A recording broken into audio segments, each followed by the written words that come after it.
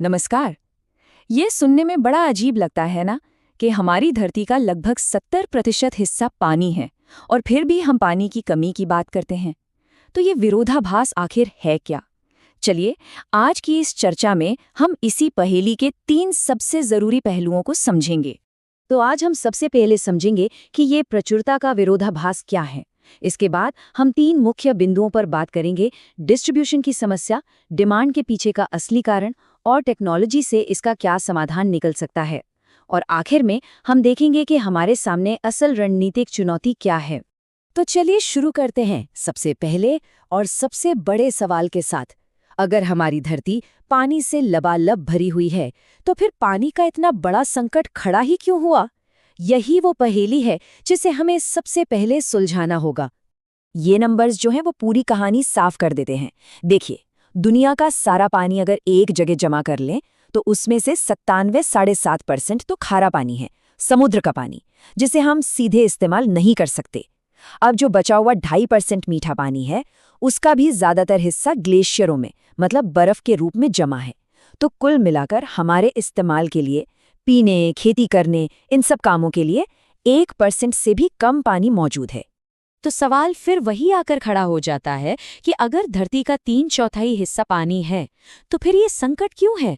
मतलब अगर रिसोर्स मौजूद है, तो सिस्टम में गड़बड़ कहाँ है? इसी सवाल के जवाब में इस संकट का हल छिपा है। और इस समस्या की गंभीरता को समझने के लिए बस ये एक नंबर देखिए: 20 करोड़। एक अनुमान के मुताबिक इतने लोग बहुत जल्द पानी की भयानक कमी का सामना करने वाले हैं।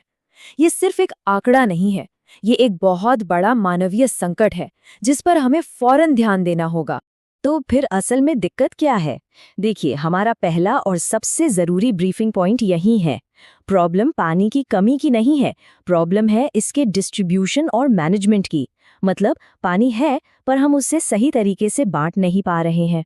कहने का मतलब ये है कि हमें इस पूरी समस्या को देखने का अपना नजरिया बदलना होगा।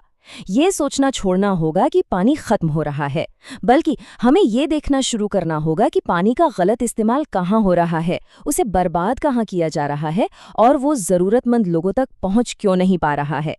इसका सबसे अच्छा उदाहरण हमारे शहर हैं। सोचकर देखिए, कई बड़े शहर नदियों और झीलों के ठीक किनारे बसे हैं, फिर भी वहाँ पानी की किल्लत होती है। ऐसा क्यों? क्योंकि आबादी इतनी तेजी से बढ़ी है कि हमारा इंफ्रास्ट्रक्चर और डिस्ट्रीब्यूशन सिस्टम उस मांग को पूरा ही नहीं कर पा रहा है। ये एक क्लासिक मैनेजमेंट फेलियर है। ठीक है, तो अगर ये एक मैनेजमेंट प्रॉब्लम है, तो सवाल ये उठता है कि पानी का सबसे ज्यादा इस्तेमाल या कहीं के गलत इस्तेमाल हो कहाँ रहा है।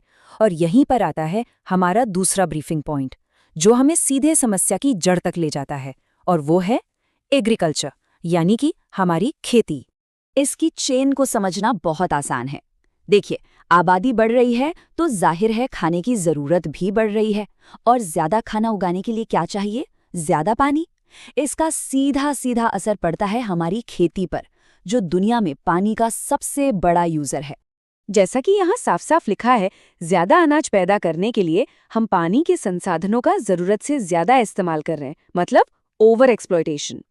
तो बात एकदम सीधी है, अगर पानी बचाना है तो सबसे पहले हमें खेती करने के अपने तौर तरीकों को बदलना ही होगा।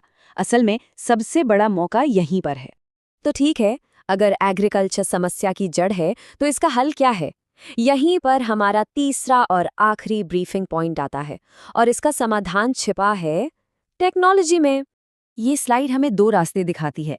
एक तरफ है आज की हकीकत, जहां हमारी खेती पूरी तरह से पानी पर निर्भर है, और दूसरी तरफ है भविष्य का मौका, जहां हम ऐसी फसलें उगा सकते हैं जो सूखा झेल सकें, और ऐसी फार्मिंग टेक्नोलॉजी का इस्तेमाल कर सकते हैं जिसमें पानी कम लगे। तो चुनाव बिल्कुल साफ है, हमें पुराने रास्ते को छोड़कर नए समाधान की तरफ बढ़ना ही होगा। और एक बात समझना बहुत जरूरी है कि ये कोई छोटा मोटा बदलाव नहीं है। हमें एग्रीकल्चर सेक्टर में एक पूरी क्रांति की जरूरत है। सिर्फ टेक्नोलॉजी बदलना काफी नहीं होगा, हमें खेती करने के बारे में अपनी पूरी सोच ही बदलनी होगी। तो चलिए, अब इस पूरी चर्चा को समेटते हैं। इस ब्रीफिंग के जो 3 सबसे जरूरी पॉइंट्स हैं जिन्हें याद रखना है, वो अब हम देख लेते हैं। तो 3 बातें जो हमें याद रखनी है। पहली, पानी की कमी असल में पानी की नहीं, बल्कि उसके डिस्ट्रीब्यूशन और मैनेजमेंट की समस्या है। दूसरी, इस मैनेजमेंट की प्रॉब्लम के पीछे का सबसे बड़ा कारण है खेती की बढ़ती ज़रूरतें, जो बढ़ती आबादी की वजह से है। और तीसरी, इस चक्र से बाहर निकलने का रास्ता टेक्नोलॉजी से होके जाता है, खासकर एग्रीकल्चरल टेक्नोलॉजी से। बस यही 3 बातें इस पूरे संकट को समझने और सुलझाने की चाबी हैं। तो आखिर में ये एक सवाल हम सब के लिए है। भविष्य में पानी को सुरक्षित रखने के लिए, फ्यूचर सस्टेनेबिलिटी के लिए हम कौन से बड़े और ज़रूरी स्ट्रेटेजिक बदलाव करने के लिए तैयार हैं? इस सवाल पर सोचना ही आगे बढ़ने का पहला कदम है।